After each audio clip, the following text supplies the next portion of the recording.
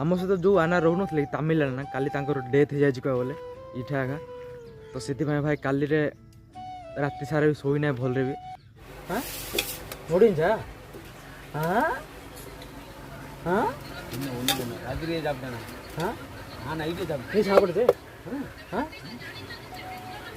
सकाल 7टा खाई राति जहाँ 7टा बेलू खाई शुई पड़ू भावुलु जे कारण बेसी लेट कल रात भय लगे बोला खाई पकड़ सीना निद भी हला ना भाई कष्ट भी लगुच डर भी लगुच क्यों कर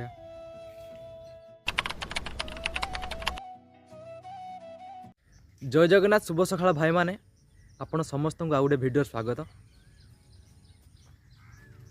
आज कहला आम शुभ सकाळ ना कारण रात्रि आज भले शोई ना तो से आज आम शुभ सकाळ भी ना भाई राति क्यों मैं शोई ना बोले कारण हूँ आपण मान मुझे देखी ना पहर दिन जो शेष भिडियो देखी जो आम कह 5 जन थी 5 जन 2 जन पलैबे ताहार तो 2 जन ताहार दिन से पलैले शेष गोटे हेल्पर पलैले 2 जन तो आम 5 जन रोलु ना 2 जन पलैले तो आम 3 जन रही रवि आउ मु गोटे तमिलाना तो 3 जन रू कह बोले आज कह बोले 3 जन ना कहले 2 जन अच्छु कारण आउडा ना से अन्य साइड की कुआड जाई ना कह बोले से कह बोले सतर दुनिया छाड़ी पड़े काली आम सहित जो आना रोन तमिलाना काली डेथ हो जाए कह बोले इठा आगा तो से भाई काली राति सारा भी शोई ना भल भी आबे उठली कह बोले सकाल उठला मीनस जिते भी सकाल उठुचु आम सकाल जो उठुलु आम 2-4 दिन पूर्व आम तो सकाल उठला बेलू आना न आम पचारू मैंने आम देखू आना कुआड़े पड़े से कहला जाकि आम चुली चूला लगेला बेलू सी आसो काठ धरिकी पलि आसो भाई एमती कहले गोटे सप्ताह से लगातार एमती काठ नहीं आसला काठ सब करला आज कहले आम पाखे ना सी काली डेथ हो जाए काली दिन 10टा 11टा भितर हो जाए काली डेथ कम करूँ सका क्यों है आम सब रोषेबास कर सारी खियापिया कलु समस्ते खाई पी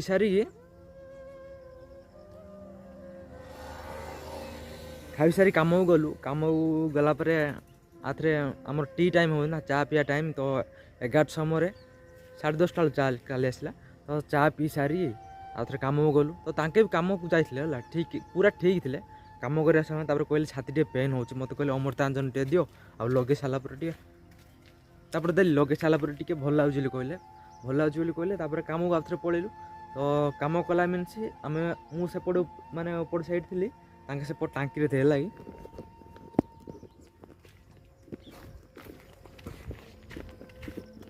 तो मुझे जाऊँ से टांकी तो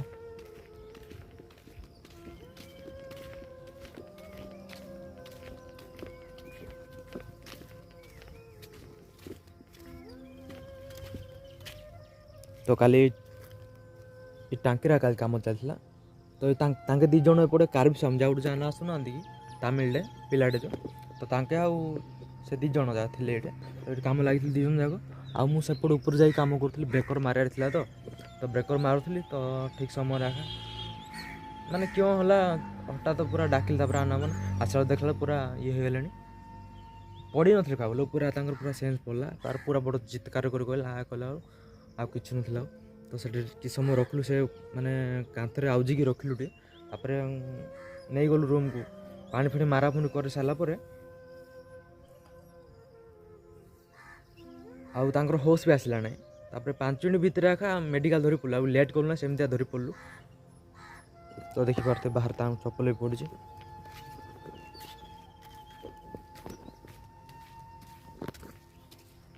तो लेट न करी आम धरी पड़लु आउ थे मेडिकल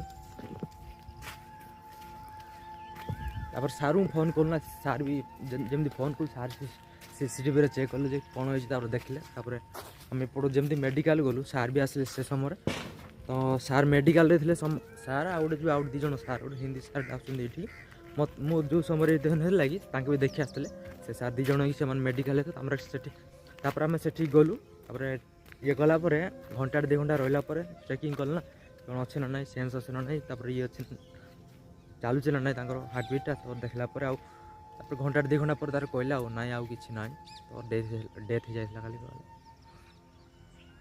तो बहुत दुख लगे भाई सतर कह कारण आम जिते भी माने आम 3 जन रोला मिलमिशी सत कह हाथ में ବାଢ଼ିକି ବି ଖାଇବେ ନା, ଯେତେବେଳେ ବାଢ଼ିକି ଦେ ଆଉ ଏମିତି ନାହିଁ ଯେ ଆମେ କେମିତି ଧରୁଛୁ ସେମିତି ନାହିଁ। କହିଲେ ଯେତେବେଳେ ବି ସତ କହିଲେ ଏଇ ସପ୍ତାହ ହେଲା ଗୋଟେ ସପ୍ତାହ ହେଲା ଆମେ କିଛି କାଠ ପାଇଁ ସତରେ ବହୁତ ଅସୁବିଧା ହେଉଥିଲୁ, କିନ୍ତୁ ଏଇ ସପ୍ତାହରେ କିଛି ବି ଅସୁବିଧା ନାହିଁ। କାରଣ ଆମେ ସକାଳୁ ଉଠିଲା ମିନ୍ସ ସେ କୁଆଡ଼େ ନାହିଁ ଖୋଜା ଖୋଜିକିରି ଆଣି ରଖିଦେଇଥିବ।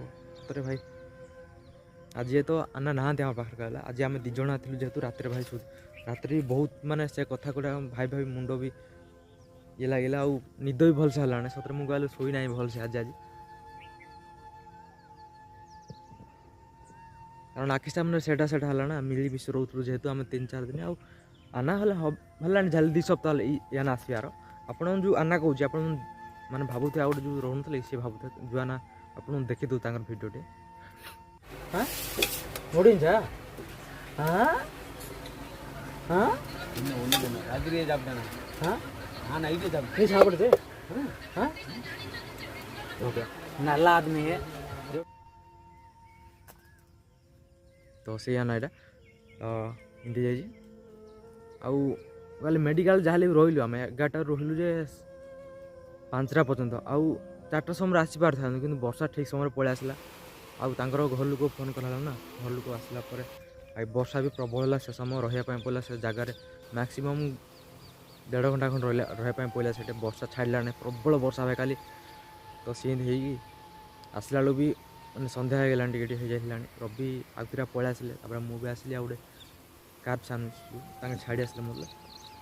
ତ ଛାଡ଼ି ଆସିଲା ପରେ ତାଙ୍କୁ କହିଲୁ ହେଲେ ଆଉ ଗୋଟେ କାଲି ଗୋଟେ ସେଟିଂ ବାଲାଟେ ଆସିଲା, ତାଙ୍କୁ ରହିଯିବ ବୋଲି କହିଲୁ। କାରଣ 2 ଜଣ ହେଲେ ଗୋଟେ ଭୟ ଲାଗେ ବୋଲି ତାଙ୍କୁ ରହିଯିବ ବୋଲି କହିଲୁ ଯେ ସିଏ କହିଲା ଆମେ ଆସିଲା ପୂର୍ବରୁ ରବି ଆଉ ତାଙ୍କେ ଆସିଥିଲେ 2 ଜଣ ଆସିଲା ପୂର୍ବରୁ ସେ ତାଙ୍କୁ ଛାଡ଼ି ଦେଇକି ପଳେଇଛି। ତ ସେମିତି ହେଇକି ବଡ଼ ବିରକ୍ତ ଲାଗିଲା। ଆଉ କ'ଣ କରୁ, ଆମର ବାଟ ବି କ'ଣ ଅଛି, କିଛି ଉପାୟ ନାହିଁ। ତ ଆମେ ରହିବୁ ବୋଲି ଆଉ ଗୋଟେ ଲାଇଟ୍ଟା ଆଗେ ଲଗେଇ ଦେଇଥିଲୁ, ଲାଇଟ୍ ଏପର୍ଯ୍ୟନ୍ତ ଲାଗିଛି ଆଖା ଆମର। ଏମିତି କାଲି ଭାଇ ବହୁତ ଇଏ ଲାଗିଲା। ଆଉ ଡେଥ୍ ତାଙ୍କର ଏଥିପାଇଁ ହେଲା ସତରେ ଭାଇ ଆଗରୁ ମାନେ ଗୋଟେ ସପ୍ତାହ ହେଲେ ସେମିତି କିଛି ବି ପ୍ରୋବ୍ଲେମ୍ ନଥିଲା ତାଙ୍କର, ମାନେ ସେମିତି ଦେହ ଖରାପ ସେମିତି କିଛି ବି ନଥିଲା। କିନ୍ତୁ ହଠାତ୍ ଏମିତି କେଉଁଥିପାଇଁ ହେଲା ମାନେ ତାଙ୍କେ ଟିକେ କହିଲେ ଅଧିକାଂଶ ଡ୍ରିଙ୍କସ୍ କରନ୍ତି, ମାନେ ପିଉଛନ୍ତି ହେଲା, ମଦ ପିଉଛନ୍ତି। ତ ସେଥିପାଇଁ ପିଇବେ କିଛି ନାହିଁ ଯେ ପ୍ରତିଦିନ ପିଉଥିଲେ, କାମ କରିବେ ଏତେ ଖରାରେ କାମ କରିବେ। ଆଉ ଏବେ ମଝିରେ 2-3 ଦିନ ବହୁତ ପ୍ରବଳ ଖରା ହେଲା ଭାଇ। ଓଡ଼ିଶାରେ ଖରା ହେଉଛି ନା ନାହିଁ ମୁଁ ଆପଣ ଜାଣିନି, ମୁଁ ଏବେ କିନ୍ତୁ ଖରା ହେଉଥିବ ନା ନାହିଁ, କିନ୍ତୁ ଏଠି ଭାଇ ପ୍ରବଳ ଏବେ ଖରା ହେଲା। ମଝିରେ ତ କିଛି ଦିନ ପୂର୍ବରୁ ଟିକେ ବର୍ଷା ହେଇଥିଲାଣି, ମେଘ ପାଗ ଆସିଲାଣି ଆଉଥରେ, କିନ୍ତୁ ଏବେ ଆଉଥରେ 2-4 ଦିନ ପ୍ରବଳ ଖରା ବି ହେଲା। ତ ଖରା ମାଡ଼ରେ ବି ସେମିତି ମୁଣ୍ଡ ବଥଉଥିଲା। 2 ଦିନ ଖଣ୍ଡେ ଏମିତି କହିଲା ମୋତେ, ମୁଣ୍ଡ ଟିକେ ବଥଉଛି କହିଲା। ହେଲେ କାମ କହୁଥିଲା, କିନ୍ତୁ ଛୁଟି କରିନାହିଁ ଗୋଟେ ଦିନ ବି। କାଲି ହଠାତ୍ ସେମିତି ହେଲା। ଆଉ କହିଲେ ମଦ ପିଇଲେ, ତାଙ୍କେ ମଦ ପିଉଥିଲେ ନାହିଁ, ମଦ ପିଇଲେ କହିଲେ ବେଶୀ ସେମାନେ ପାଣି ମିଶାଇ ନା ଅଧିକ ପୁରା ହାର୍ଡ଼ ପ୍ୟାକ୍ ମାରିବେ, ଯେଉଁଥିପାଇଁ କି ତାଙ୍କର ସତରେ ହାର୍ଡ଼ ପ୍ୟାକ୍ ମାରିଲେ ନା, ମୋତେ ସେ ବିଷୟରେ ଜଣା ନାହିଁ କହିଗଲେ, କିନ୍ତୁ ହାର୍ଡ଼ ପ୍ୟାକ୍ ମାରୁଥିଲେ। ସେଥିପାଇଁ ହିଁ ତାଙ୍କର ପୁରା ହଠାତ୍ ମାନେ ଜୀବନ ପଡ଼ିଲା।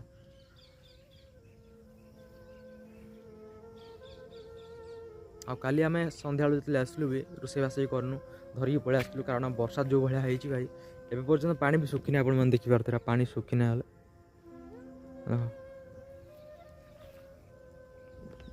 ତ ବର୍ଷା କାଲି ପ୍ରବଳ ହେଇଛି।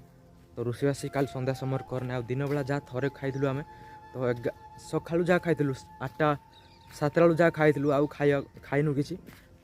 ଏବେ ଖାଇଛୁ ଭାଇ, କାଲି କିଛି ଖାଇନୁ କହିଲେ। କାଲି ସନ୍ଧ୍ୟାବେଳକୁ ଯେତେବେଳେ ଆସିଲୁ ଆମେ, ତ ପରଟା ଧରିକି ପଳେଇ ଆସିଲୁ। ରାତିରେ ଯାହା ଖିଆ ହେଲା, ସକାଳ 7ଟାରେ ଖିଆଥିଲା, ଆଉ ରାତିରେ ଯାହା 7ଟା ବେଳକୁ ଖାଇକି ଶୋଇପଡ଼ୁ ଭାବୁଥିଲୁ ଯେ, କାରଣ ବେଶୀ ଲେଟ୍ କଲେ ରାତିରେ ଭୟ ଲାଗେ ବୋଲି। ଖାଇବ କହିଲେ ସିନା ନିଦ ବି ହେଲା ନାହିଁ ଭାଇ, କଷ୍ଟ ବି ଲାଗୁଛି, ଡର ବି ଲାଗୁଛି, କ'ଣ କରିବା।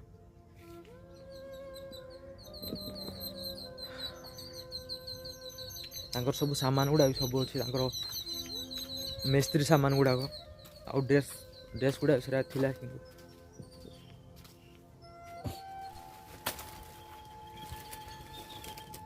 ସବୁ ଅଛି। ଏ ରୁମ୍ କାଲି ଆମେ ଆସିନେ ଗଲୁ ରାତିରେ, ସେପଟ ରୁମ୍ରେ ଶୋଇପଡ଼ିଲୁ। ତାଙ୍କର ମିସ୍ତ୍ରୀ ସାମାନ ଗୁଡ଼ା ଏଇ ବ୍ୟାଗ୍ରେ ଅଛି, ତାଙ୍କର ବ୍ୟାଗ୍ରେ।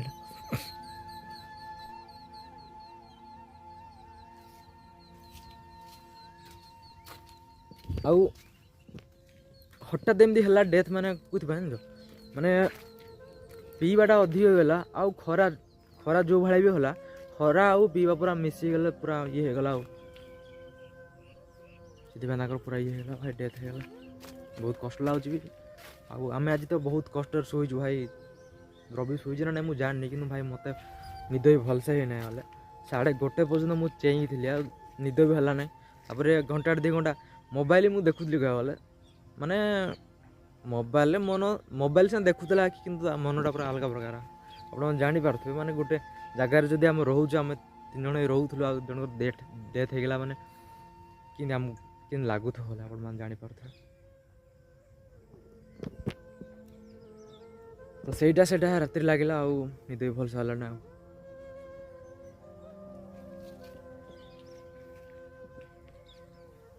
ତ ସେଥିପାଇଁ ଭାଇ କିଛି ନାହିଁ, ପିଇଲେ କିଛି ନାହିଁ, କିନ୍ତୁ ନିଜକୁ କଣ୍ଟ୍ରୋଲ ହିସାବରେ ପିଇବା ଦରକାର। ମାନେ ଏମିତି ବି ନାହିଁ ଯେ ମାନେ ଖରା ହେଉଛି ଏତେ, ଆଉ ଲଗାତାର ଯଦି ଯେଉଁ ଭଳିଆ ସେ ଆନା ପିଇଲେ ତ ସେମିତି ହବାଟା ହବ ଆଖା ଭାଇ। ଏମିତିରେ ବୟସ ବହୁତ ହେଲାଣି ନା, କିନ୍ତୁ କାମ କରୁଥିଲେ ବୋଲି କରୁଥିଲେ। ପାଖାପାଖି 60 ପାଖାପାଖି ହେଲାଣି ବୟସ ତାଙ୍କର ବି। ହେଲାଣି ବୋଲେ ଆଉ ଅଛି କି, ଆଉ ତାଙ୍କର ତ ସରିଗଲାଣି। ତ ଆଜି କହିଲେ କାମ ଛୁଟି ହେବ ଆମର। କାଲି ଯେହେତୁ ଏଠି ଡେଥ୍ ହେଇଛି ନା, ତ ଘର ଗୁଡ଼ା ଆଜି ଆଉ ଥରେ ପୂଜା କରିବ ବୋଧେ, ସିଦ୍ଧି କରାହେବ। ତ ସେଥିପାଇଁ ଆଜି କାମ ଛୁଟି ଆମର। କାଲି ଭାଇ ଆମେ ରାତିରେ ଶୋଇଛୁ ଏଇଠି 7ଟା ପାଖା, ଆଉ କବାଟ ଖୋଲି ନାହିଁ କଲେ। 7ଟା ଯେମିତି କବାଟ ବନ୍ଦ କରିଦେଇଥିଲୁ, ସାର୍ ଠିକ୍ ସମୟରେ ପଳାଇଲେ। ଆଉ ମାନେ ତାଙ୍କର ଯେଉଁ କାମ କରିବା କଥା ପୋଲିସ୍ ଷ୍ଟେସନ୍ ଗଲେ, ତାପରେ ସେଠି ଯାହା କରିବା କଥା କରିସାରିକି ଯେତେବେଳେ ଆସିଲେ 8ଟା ବେଳକୁ, ସେ ପିଲାରା ଅଛନ୍ତି କେମିତି ଭଲ ଅଛି ନା ଡରୁଛନ୍ତି ନା କ'ଣ ରାତିରେ। ଆମକୁ 2 ଜଣଙ୍କୁ ଲାଗି ରବି ମୋତେ ଡରିଲେ ନା କ'ଣ ବୋଲି ଦେଖି ଆସିଥିଲେ ଆଉ 8:30 ବେଳକୁ। ତାପରେ କବାଟ ନକଲି ଆମର କୁକୁର ଭାଇ ଭେଗ କଲା, ଆଉ ଭୋକିଲା। ଆଉ ତାପରେ ରବି ଫେରେ କହୁଛି ଆମ ଭୂତ ଆସିଲେ ନା କ'ଣ। ଥରେ ବାରମ୍ବାର ଭୂତ କହି ଜଣେ ଭୟ କରୁନଥିବ, ଜଣେ ହାତରେ ଯଦି କହିଦେବ ଜଣେ ବୋଲେ ଭୟ ଲାଗିବ ଭାଇ ହେଲା। 2 ଜଣ ଯାହା ସାହସ ବାନ୍ଧିବା ପାଇଁ ପଡ଼। ସିନ୍ଧି ହେଇକି ତାପରେ ମୁଁ ଦେଖି ଆସିଲି ନାଇଁ କିଏ ଆସିଲା, କୁକୁର ଭୋକୁଛି ତ। ସାର୍ଙ୍କ ଭଏସ୍ ଶୁଣିଲି, ଆଉ ତାପରେ ସାର୍ ଆସିଲେ, ଆଉ ପଚାରିଲେ ନାଇଁ ଭୟ କରୁଛ ନା କ'ଣ। କହିଲେ ଆମେ କିଅଣ ଭୟ କଲେ ଆଉ କିଅଣ ଅଛି, ଆମକୁ ତ ରହିବା ପାଇଁ ପଡ଼ିବ ଏଠି ନା, ଯେହେତୁ କାମ କରିବା ଆସିଛୁ। କ'ଣ ଆଉ ଗୋଟେ ଜାଗାକୁ ନେଇ ଆଉ ଗୋଟେ ଜାଗାରେ ରହିବୁ ନାହିଁ କ'ଣ, ନା ଜାଗା ଛାଡ଼ିକି ପଳେଇବୁ। ତ ସେଥିପାଇଁ ରହିବା ପାଇଁ ପଡ଼ିଲା। ଆଉ ସାର୍ ଏଇଟା କହିଦେଲେ ନାଇଁ କାଲି କାମ ଛୁଟି କରିଦିଅ, ଆଉ କାଲି କାମ ଛୁଟି ହେବ, ପୂଜାପୂଜି ଟିକେ କରାହେବ, ଘର ଟିକେ କରାହେବ। ତ ସେଥିପାଇଁ ଆଜି କାମ ଛୁଟି ଅଛି। ତ ଯାହା ବି ହଉ, ଭଗବାନ ତାଙ୍କ ଆତ୍ମାକୁ ଶାନ୍ତି ଦେଉଛି। ଆଉ ଏପର୍ଯ୍ୟନ୍ତ ତାଙ୍କର ବି ଇଏ ବି ହେଇନଥିବ ହେଲେ, ଡେଥ୍ ବଡ଼ି ପଡ଼ିନଥିବ ତା, କାରଣ ପୋଷ୍ଟମର୍ଟମ୍ ପାଇଁ କାଲି ଯାଇଥିବ। ଛାଡ଼, ବହୁତ ଦୁଃଖ ଲାଗୁଛି ଭାଇ। ଗୋଟେ ଜାଗାରେ ରହୁଥିଲୁ ନା।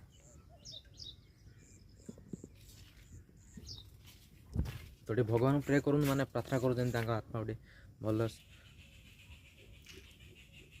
ଆତ୍ମାକୁ ଶାନ୍ତି ଦେବେ। ଆଉ